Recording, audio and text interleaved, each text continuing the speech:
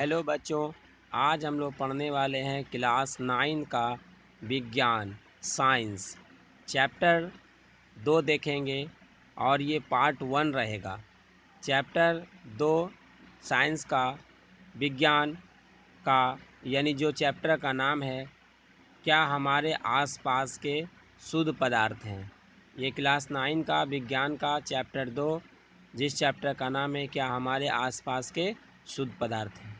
चलिए देर ना करते हुए स्टार्ट करते हैं। तो चलिए आज का पहला प्रश्न पर हम लोग चर्चा करते हैं। बच्चों देखिए, आज का पहला प्रश्न पार्ट 1 ये चैप्टर 2 का है। तो पहला क्वेश्चन देखिए, यहाँ पे हम लोग कह रहा है निम्नलिखित में कौन तत्व नहीं है। 4 ऑप्शन है, धातु, अधातु, उपधातु, कोलाइडल। तो जो राइट आंसर जो हो जाएगा इनमें से कौन सा तत्व नहीं है। तो तत्व नहीं है तो कोलाइडल एक प्रकार का तत्व नहीं है। तो राइट आंसर क्या होगा, डी राइट आंसर होगा। कोलाइडल में टिक करना है। चलिए क्वेश्चन नंबर 2 पे बात करते हैं। क्वेश्चन नंबर 2 देखिए, निम्नलिखित में कौन शुद्ध पदार्थ नहीं है। तो निम्नलिखित में कौन शुद्ध पदार्थ नहीं है, 4 ऑप्शन दिया गया है। सोडियम, आश्वित जल, कार्बन डाइऑक्साइड, गंगा जल। तो जो राइट आंसर हो जाएगा गंगा जल। गंगा जल जो है शुद्ध पदार्थ नहीं होता है। गंगा जल शुद्ध पदार्थ नहीं होता है। सोडियम शुद्ध पदार्थ होता है, आश्वित जल होता है, कार्बन डाइऑक्साइड होता है, लेकिन गंगा जल शुद्ध पदार्थ नहीं होता है। चलिए क्वेश्चन नंबर 3 पे बात करते हैं। क्वेश्चन नंबर 3 पे देखिए लिखा गया है निम्नलिखित में शुद्ध पदार्थ कौन है। तो निम्नलिखित में शुद्ध पदार्थ की बात का है। इसमें फिर देखिए, एक में है आश्वित जल, बी में है गंगा जल, सी में है समुद्र जल, इनमें से कोई नहीं। तो यहाँ जो राइट आंसर जो हो जाएगा ए नंबर होगा, आश्वित जल। आश्वित जल शुद्ध पदार्थ होता है, यानी इसको शुद्ध जल भी कहते हैं। चलिए क्वेश्चन नंबर 3 पे बात करते हैं हम लोग। 3 हो गया, 4 पे बात करते हैं। क्वेश्चन नंबर 4 पे बच्चों देखिए लिखा गया है यौगिक में तत्वों का अनुपात होता है। यौगिक में तत्वों का अनुपात क्या होता है, निश्चित होता है, अनिश्चित होता है, परिवर्तनशील होता है, इनमें से सभी। तो जो राइट आंसर हो जाएगा वो निश्चित होता है। तत्वों में यौगिक में तत्वों का अनुपात क्या होता है, निश्चित होता है। राइट आंसर क्या होगा, ए नंबर राइट आंसर होगा। चलिए क्वेश्चन नंबर 5 पे बात करते हैं। क्वेश्चन नंबर 5 देखिए लिखा गया यहाँ पे। क्वेश्चन नंबर 5 क्या है, देखिए क्वेश्चन नंबर 5 लिखा गया है कि परिक्षेपित परावस्था में एवं परिक्षेपण माध्यम से मिलकर बने विलयन को क्या कहा जाता है। तो 4 ऑप्शन है, संतृप्त विलयन, असंतृप्त विलयन, अति संतृप्त विलयन या कोलाइडल विलयन। तो जो राइट आंसर हो जाएगा ऑप्शन डी राइट आंसर होगा। परिक्षिप्त परावस्था एवं परिक्षेपण माध्यम से जो मिलकर बनता है उस विलयन को क्या कहते हैं, कोलाइडल विलयन कहते हैं। तो याद रखिएगा, टिक करना है कोलाइडल विलयन में। ऑप्शन डी 5 का ऑप्शन डी होगा। चलिए क्वेश्चन नंबर 6 पे बात करते हैं बच्चों। देखिए क्वेश्चन नंबर 6 पे यहाँ पे कह रहा है, क्वेश्चन नंबर 6 पे क्या कह रहा है, निम्नलिखित में कौन शुद्ध पदार्थ हैं। तो यहाँ शुद्ध पदार्थ को ढूंढना है। ऑप्शन है दूध, रक्त, जल, मिश्र धातु। तो जो यहाँ पर शुद्ध पदार्थ की बात करें तो वो जल हो जाएगा।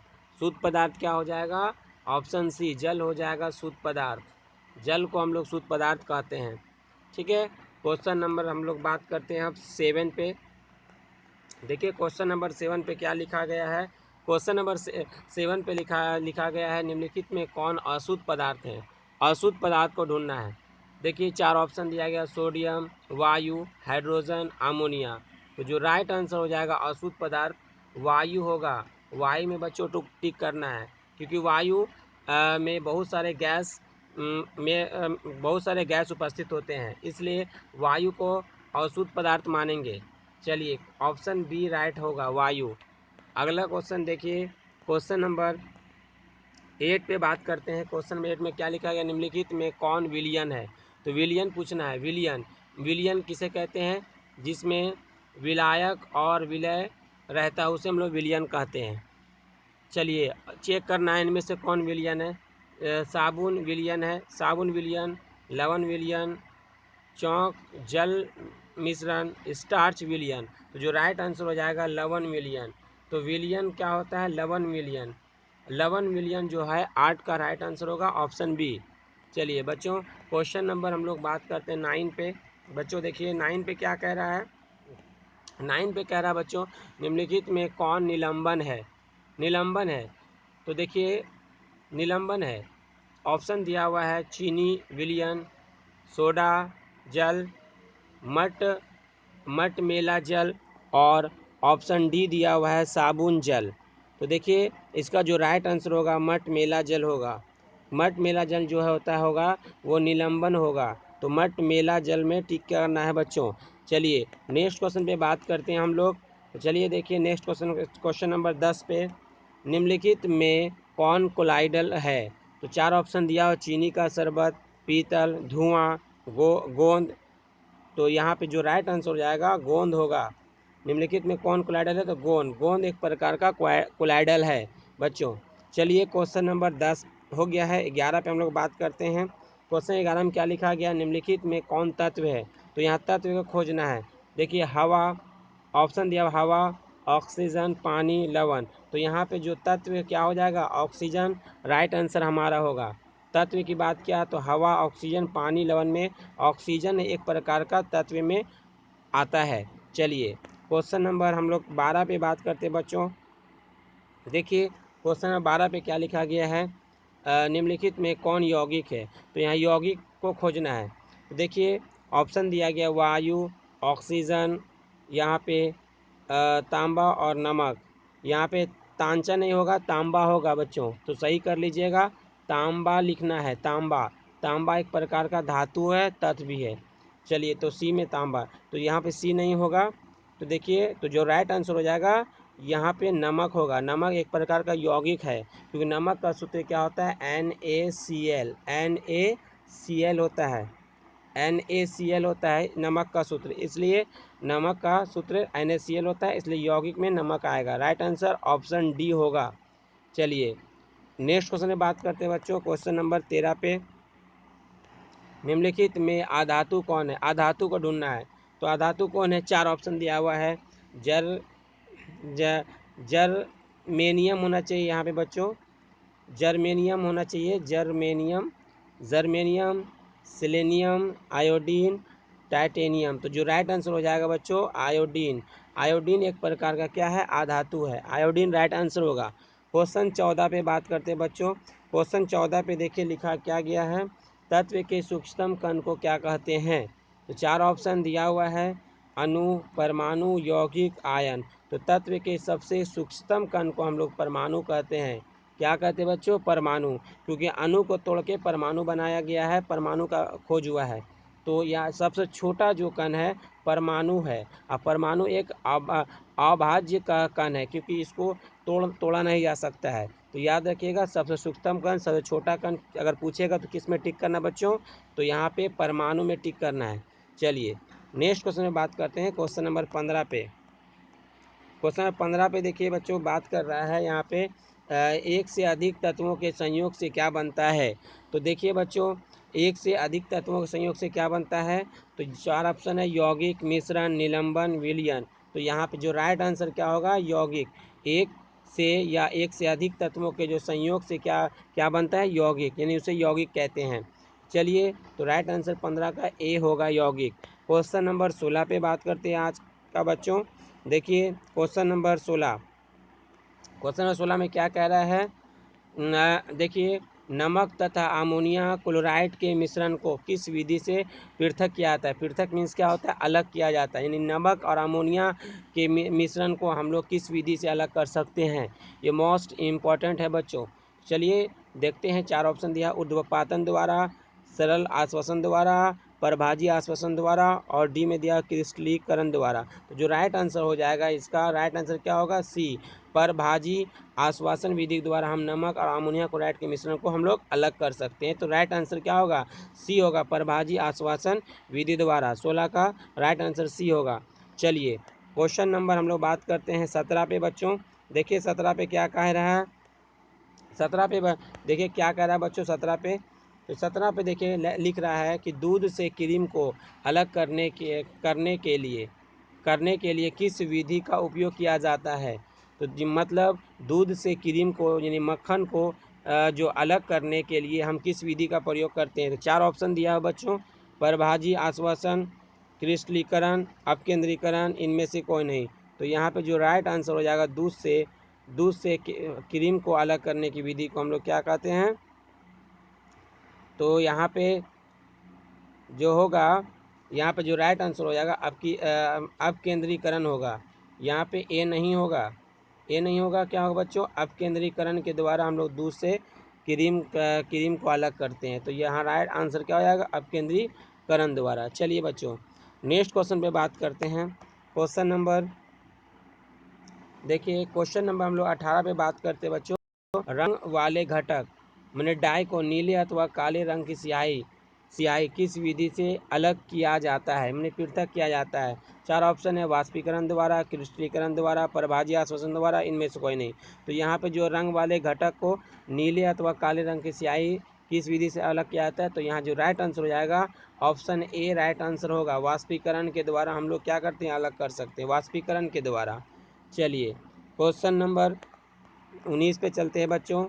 क्वेश्चन 19 देखिए क्या रहा है कि दो अघुलनशील द्रवों के मिश्रण को पृथक किया जाता है, तो मतलब अलग किया जाता है। तो 4 ऑप्शन है, पृथककारी कोप द्वारा, परभाजी आश्वासन विधि द्वारा, सरल आश्वासन द्वारा, इनमें से कोई नहीं। तो जो राइट आंसर क्या हो जाएगा बच्चों, तो पृथककारी कोप के द्वारा यानी कीप के द्वारा होगा। कीप, कोप मीन्स क्या होता है, कीप। तो कीप के द्वारा हम दो अघुलनशील द्रवों के मिश्रण को हम अलग कर सकते हैं। चलिए क्वेश्चन नंबर वाला बात करते हैं 20 पे बच्चों। देखिए क्वेश्चन नंबर 20 पे क्या कह रहा है कि काली स्याही में उपस्थित डाई को पृथक किया जाता है। काली स्याही में, तो यहाँ पे देखिए काली स्याही में उपस्थित डाई को कैसे हम लोग अलग कर सकते हैं। 4 ऑप्शन दिया हुआ है, क्रिस्टलीकरण द्वारा, ऊर्ध्वपातन द्वारा, क्रोमेटोग्राफी विधि द्वारा, इनमें से कोई नहीं। जो राइट आंसर होगा बच्चों, तो इसका ऑप्शन सी राइट आंसर होगा। क्रोमेटोग्राफी विधि है जिसके द्वारा काली स्याही में उपस्थित डाई को हम लोग क्या करते हैं, अलग कर सकते हैं। तो आंसर सी होगा 20 का। क्वेश्चन नंबर 21 का देखिए बच्चों, यहाँ पे दिया गया है दो घुलनशील दरबों, यहाँ दरबों होगा, देख लिए दरबों, दो घुलनशील दरबों के मिश्रण को किस विधि द्वारा पृथक किया जाता है। दरबों, तो यहाँ 4 ऑप्शन है, सरल आश्वासन विधि द्वारा, क्रिस्टलीकरण विधि, क्रोमेटोग्राफी विधि द्वारा, अपरिवर्तित रह सकता है, इनमें से कोई नहीं। तो 4 ऑप्शन है, तो जो राइट आंसर होगा ए राइट आंसर होगा। ए क्या होगा, राइट आंसर होगा। सरल आश्वासन विधि द्वारा दो घुलनशील द्रवों के मिश्रण को हम लोग अलग कर सकते हैं आश्वासन विधि द्वारा। चलिए नेक्स्ट क्वेश्चन में बात करते हैं। क्वेश्चन नंबर 21 हो गया। 22 से बात करते हैं बच्चों, निम्न में कौन शुद्ध पदार्थ हैं। तो निम्न में कौन शुद्ध पदार्थ हैं, चलिए बात करते हैं। निम्न में कौन शुद्ध पदार्थ है, तो आयोडावन नमक, यानी यहाँ पे गलत लिखा गया है, यहाँ पे होना चाहिए आयोडीन नमक। क्या होना चाहिए, आयोडीन नमक का नाम सुने होंगे, जो हम लोग नमक एल से भी हम लोग को आयोडीन नमक खाना चाहिए। तो यहाँ क्या होगा, आयोडीन नमक। तो आयोडीन नमक हो गया। नंबर 2 में है ग्लूकोज, नंबर 3 में है शुद्ध घी, और नंबर डी में जो है शुद्ध दूध है। तो जो राइट आंसर हो जाएगा यहाँ पे क्या हो जाएगा, शुद्ध पदार्थ में राइट आंसर क्या होगा, ग्लूकोज। ग्लूकोज जो है एक प्रकार का शुद्ध नमक है। चलिए क्वेश्चन नंबर नेक्स्ट पे बात करते हैं। चलिए क्वेश्चन नंबर 23 पे बात करते हैं बच्चों। देखिए कह रहा है यहाँ पे, वैसे पदार्थ को शुद्ध पदार्थ कहते हैं जिसमें मतलब क्या होता है। तो 4 ऑप्शन है, मिलावट नहीं हो, अशुद्धियाँ नहीं हो, सभी कण समान हो, इनमें से सभी। तो जो राइट आंसर हो जाएगा तो ऑप्शन सी होगा। तो राइट आंसर क्या होगा, सभी कण समान हो, उसे हम लोग क्या कहते हैं, शुद्ध पदार्थ कहते हैं। तो राइट आंसर 23 का सी होगा। चलिए क्वेश्चन नंबर नेक्स्ट पे चलते हैं बच्चों। देखिए क्वेश्चन नंबर 24 पे, क्वेश्चन नंबर 24 पे कह रहा है विभिन्न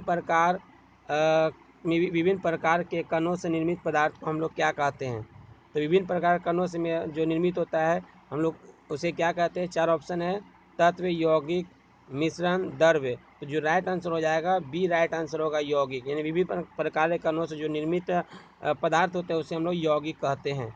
चलिए नेक्स्ट क्वेश्चन में चलते हैं, क्वेश्चन नंबर 25 पर। बच्चों देखिए कह रहा है यहाँ पे निम्नलिखित में कौन मिश्रण नहीं है।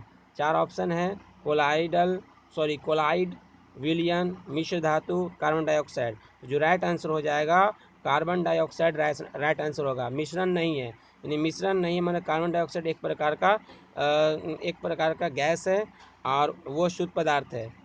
और यहाँ पे मिश्रण की बात करें, मिश्रण कोलाइडल है, विलयन है, मिश्र धातु यहाँ पे नहीं है, तो राइट आंसर डी होगा कार्बन डाइऑक्साइड। क्वेश्चन नंबर 26 पे बात करते हैं हम लोग। चलिए क्वेश्चन 26 पे क्या है, निम्न में यौगिक को चुनना है, तो इनमें से यौगिक कौन होता है। चलिए लिखा गया है जल, यहाँ पे पोतल नहीं होगा, सही कर लीजिएगा बच्चों, तो पीतल होगा। पीतल क्या होगा, पीतल होगा, पीतल क्या होगा, पीतल, पीतल होगा। चलिए ऑप्शन सी में दिया हुआ है तोता, लोता नहीं होगा, मिसप्रिंट है बच्चों, लोहा कर दीजिएगा आप लोग, लोहा कर दीजिएगा, ठीक है।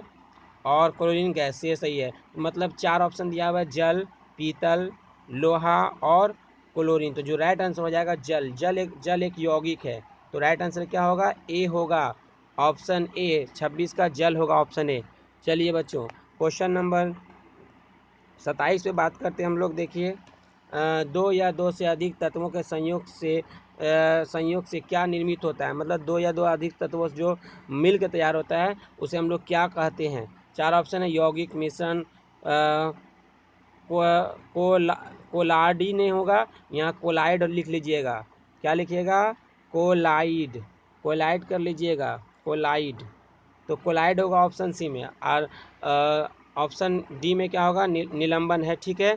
चलिए तो यहाँ पे जो राइट आंसर चुनना है, 2 या 2 से अधिक तत्वों के संयोग से क्या निर्मित होता है, तो यौगिक निर्मित होता है, यानी यौगिक बनता है। चलिए क्वेश्चन नंबर 27 पे चलते बात करिए बच्चों, बात करते हैं। चलिए क्वेश्चन 27 क्या कहते हैं, मिश्रण 2 प्रकार के होते हैं, सही युग्म को चुनना है। 4 ऑप्शन है, समांग और असमांग, सरल और जटिल, ठोस और द्रव, इनमें से कोई नहीं। तो जो राइट आंसर हो जाएगा समांग और असमांग। मिश्रण 2 प्रकार के होते हैं, तो सही बात है कि 2 प्रकार के होते हैं। कौन कौन होते हैं, समांगी मिश्रण और असमांगी मिश्रण, असमांग मिश्रण। तो राइट आंसर ए होगा 28 का। चलिए बच्चों क्वेश्चन नंबर हम लोग बात करते हैं 29 पे। देखिए 29 क्वेश्चन में बात करते हैं, सही कथन को चुनना है, इनमें से कौन सा सही है। तो 4 ऑप्शन हम लोग पास दिया गया है। देखिए समांग मिश्रण में एक ही परावस्था होती है। विसमांग मिश्रण में 2 परावस्था होती है। समांग मिश्रण से समांग मिश्रण होगा, यहाँ पे सही कर लीजिएगा, तत्वों से निर्मित होती है। विसमांग मिश्रण होगा यहाँ पे यौगिक से निर्मित होती है। तो यहाँ पे जो राइट आंसर हो जाएगा ऑप्शन बी राइट आंसर होगा। तो ऑप्शन बी जो है राइट आंसर होगा। विसमांग मिश्रण में 2 परावस्था होती है। चलिए ऑप्शन बी राइट आंसर होगा 29 का। चलिए क्वेश्चन नंबर 29 आज का लास्ट प्रश्न है बच्चों। देखिए क्वेश्चन नंबर 30 पे बात करते हैं, तत्व क्या होता है। तो चलिए 4 ऑप्शन दिया गया है। सरलतम पदार्थ समान परमाणुओं से निर्मित होते हैं, ए और बी दोनों सही है, ए और बी दोनों गलत है। तो जो राइट आंसर हो जाएगा ऑप्शन सी जो राइट आंसर होगा। तत्व क्या होते हैं, ए और बी दोनों सही, मतलब सरल पदार्थ होते हैं और समान परमाणुओं से निर्मित होते हैं, तो ए और बी दोनों होगा, यानी ऑप्शन ए भी होगा और ऑप्शन बी भी होगा। चलिए बच्चों इस पार्ट 1 वीडियो था, इस वीडियो में 30 क्वेश्चन लिया जाएगा, पार्ट 2 इसके बाद अपलोड कर दिया जाएगा। और इस वीडियो को ज़्यादा से ज़्यादा शेयर और सब्सक्राइब ज़रूर करें ताकि आने वाले वीडियो का आप लोगों तक आसानी से पहुंच सके। धन्यवाद, थैंक यू।